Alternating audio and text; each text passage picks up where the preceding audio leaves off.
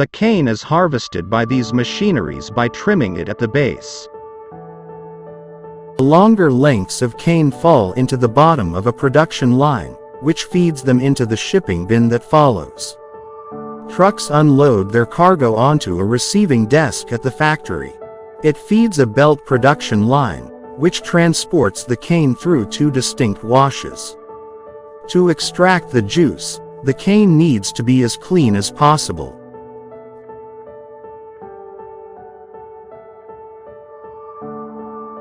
However, the solid structure of the cane is first decomposed within this shredder, where moving hammers tear the cane into the small pieces. A production line transports it to a rotary tandem that will extract the sweet juice from the squashed cane.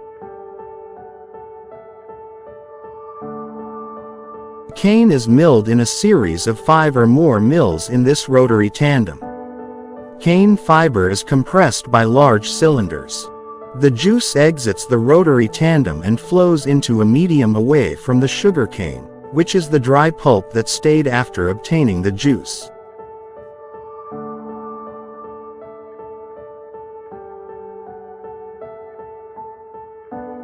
Worker keeps an eye on the operation. A vat collects the juice that flows from the mill's top and bottom.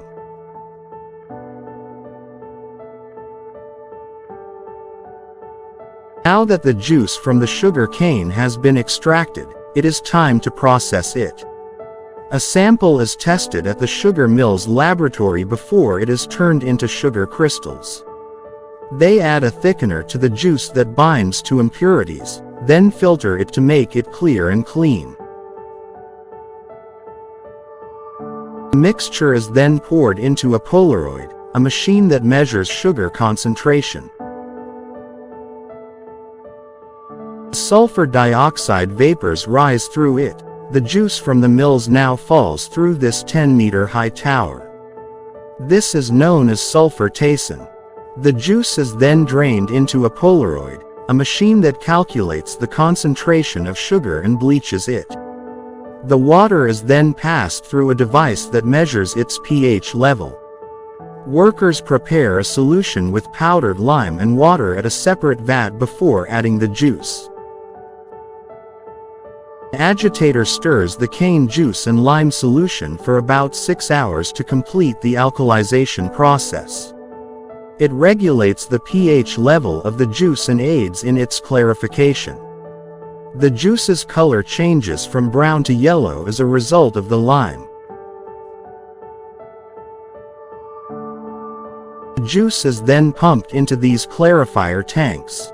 It takes over 2 hours for the juice to settle and the impurities to settle to the tank's bottom. A sample taken from the tank demonstrates how sludge accumulates at the bottom and clarified juice accumulates at the top. It still has a long way to go before it becomes the stuff that goes into your tea. Workers filter the mud residue from the clarifier tanks in order to extract any remaining sugar.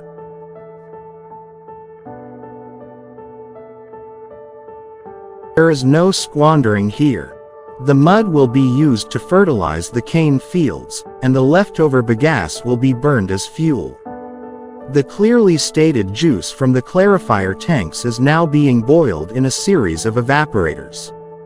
This increases the sugar concentration in the juice from 15% to 6%. The juice is then collected in 15-ton tanks. To further clarify, any sediment left in the juice floats to the top. A spinning lever skims this stains off to the sides of the tank.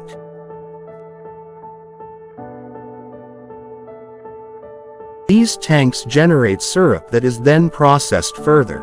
Workers are now dissolving sucrose crystals in alcohol into the syrup.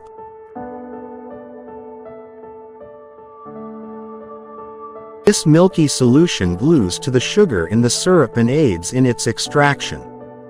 The mixture then boils in large vacuum pans, forming sugar crystals.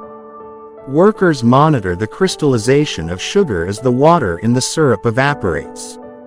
The goal is to make mask wheat, a thick crystallized paste.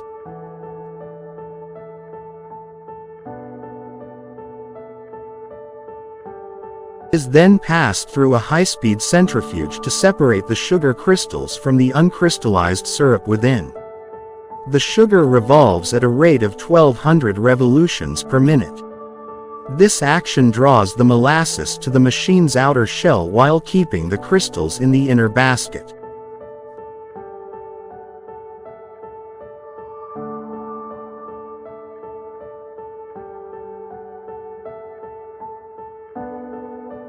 Water sprays wash the crystals.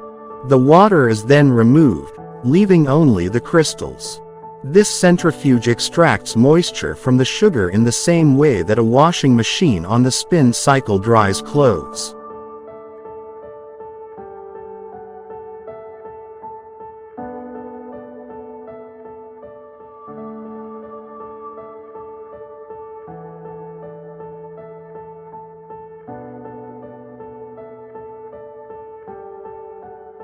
Sugar crystals are then removed from the centrifuge by a production line.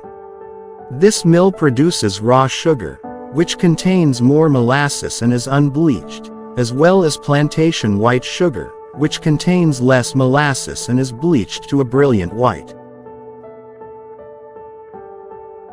Sugar on the production line is now being dried in a huge dryer. Hot air is blown into this dryer to reduce the moisture levels of the sugar to 0.2%, which is conventional for table sugar. Sugar on the production line is now being dried in a huge dryer. Hot air is blown into this dryer to reduce the moisture levels of the sugar to 0.2%, which is conventional for table sugar. Bags are then hoisted to a platform at the far end of the packing facility by a hoist. That's a heavy load at 30 kilos. Each bag is lowered over a chute that leads to the factory's main floor. Workers carefully open each bag one at a time and pour the sugar into the chute. It feeds an automated packaging machine, which fills, seals, and separates a series of 2-kilo plastic bags. This packing facility produces 2,000 bags per day, which equates to 400 tons of white sugar processed daily.